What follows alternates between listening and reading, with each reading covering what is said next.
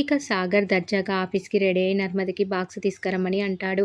నర్మద తీసుకొచ్చి tiffin ready అయింది అని అంటుంది. ఏం చేశావంటే జీడిపప్పు ఉప్మా అని చెప్తుంది నర్మద. సాగర్ సంతోషంగా బాక్స్ ఓపెన్ చేసి చూస్తే అందులో ఏముండదు. ఇదేంటి నర్మద, నేను నీకంత వెటకారం అయిపోయానా? ఖాళీ బాక్స్ ఇచ్చి జీడిపప్పు ఉప్మా అంటావేంటి అని అడుగుతాడు నర్మదని సాగర్. బాక్స్ తీసుకురా అని వెటకారం మొదలుపెట్టింది ఎవరు? నువ్వే కదా. మనం ఏమైనా అందరితో కలిసి ఉన్నామా బాక్సులు ఇవ్వడానికి? వేరు కాపురం పెట్టాం అని నర్మద అంటుంది. ఇంతకుముందు అంటే అమ్మ టిఫిన్, అమ్మ బాక్స్ అంటే అన్నీ వచ్చేవి. ఇప్పుడు అలా కాదు కదా అని అంటుంది నర్మద. ఏంటి సాగర్, వేరు కాపురం పెట్టాను అని ఫీల్ అవుతున్నావా అని నర్మద అడిగితే, అంత సీన్ లేదు, నేను బయట తినేస్తా, నువ్వు బయట తినేయి అని అంటాడు నర్మదతో సాగర్. ఇక సాగర్ కళ్ళజోడు పెట్టుకొని దర్జాగా ఆఫీస్కి వెళ్తుంటే అక్కడ పేపర్ చదువుతున్న రామరాజు చూసి తిరుపతితో, రే, తప్పు తెలుసుకోకపోవడం, తప్పు చేసి కూడా నేనే కరెక్ట్ అని వాదించడం వల్ల గొడవలు అవుతాయి, కుటుంబాలు విడిపోతాయి అని అంటాడు రామరాజు.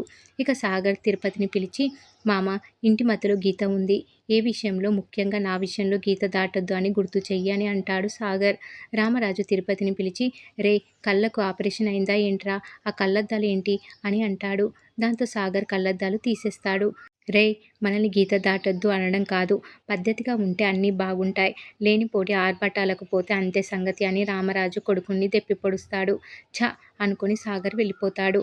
ఇక రామరాజు మనసులో, ఏ తండ్రైనా కొడుకు మంచి ఉద్యోగం చేస్తూ సంతోషంగా ఉండాలి అనుకుంటాడు, కానీ లంచం ఇచ్చి ఉద్యోగం కొనుక్కోవడం కాదురా అని అనుకుంటూ ఉంటాడు. ఇక అమూల్య ఓ చోట కూర్చొని ఏడుస్తూ ఉంటుంది. వేదవతి వెళ్ళి బాక్స్ ఇచ్చి కాలేజీకి వెళ్ళమని అంటుంది. నేను వెళ్ళనమ్మా, పూర్తిగా కాలేజ్ మానేస్తా అని అంటుంది అమూల్య. ఇంతలో ధీరజ్, ప్రేమ, నర్మద అమూల్య దగ్గరికి వెళ్ళి, నీకేం ప్రాబ్లం రాకుండా చూసుకుంటాం అన్నాం కదా, ఇంకెందుకు పద కాలేజీకి అని అంటే, అమూల్య ఏడుస్తూ, నేను వెళ్ళను, మానేస్తా అని చెప్పా కదా అని అంటుంది. అమూల్య ఏమైంది అని నర్మద అడుగుతుంది. ఏం లేదు అని అనేస్తుంది అమూల్య. ఇంతకు ముందు ఇలాగే అన్నావు, విశ్వక్ విషయం చెప్పకుండా చాలా ఇబ్బంది అయింది, ఇప్పుడు అలా కాకూడదు, ఏమైందో చెప్పు అని నర్మద అమూల్యని అడుగుతుంది. అమూల్య కాలేజ్ నుంచి వస్తుంటే విశ్వక్ ఫ్రెండ్ అమూల్య దగ్గరికి వెళ్ళి, నీకు విశ్వక్కి పెళ్ళి అయిందంట, ఫస్ట్ నైట్ కూడా అయిపోయిందా, అయినా డమ్మీ పెళ్ళి కదా, అయి ఉండదులే, మీ ఇంటికి వచ్చి మేము మాట్లాడతాం, మాకు ఓకే చెప్పు, నువ్వు ఓకే చెప్పే వరకు నీ వెంటే ఉంటా అని ఇబ్బంది పెడుతూ ఉంటాడు. ఇక అమూల్య ఏడుస్తూ వెళ్ళిపోతుంది. విషయం తెలిసిన తర్వాత ధీరజ్ వాణ్ణి చంపేస్తా అని వెళ్తుంటే అందరూ ఆపుతారు. ఇప్పటికి అయినా గొడవలు చాలు అన్నయ్య, ఇంకేం వద్దు అని అమూల్య అంటుంది.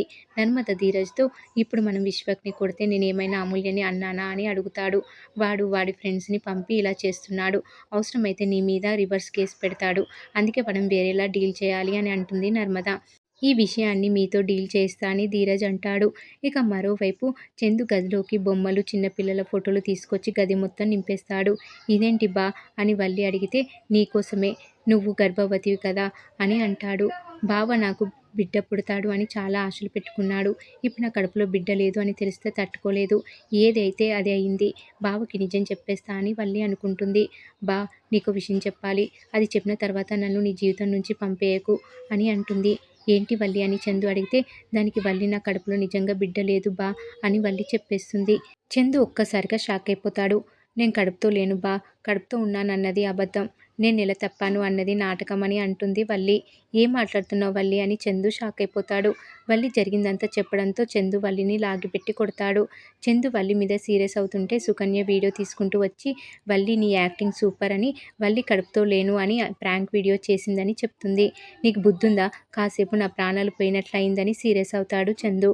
నువ్వు ఇంట్లో ఉండటానికి కారణం ఆ బిడ్డే, అదే అబద్ధమైతే నీ పరిస్థితి ఏంటో ఊహించుకో అని చందు తిడతాడు.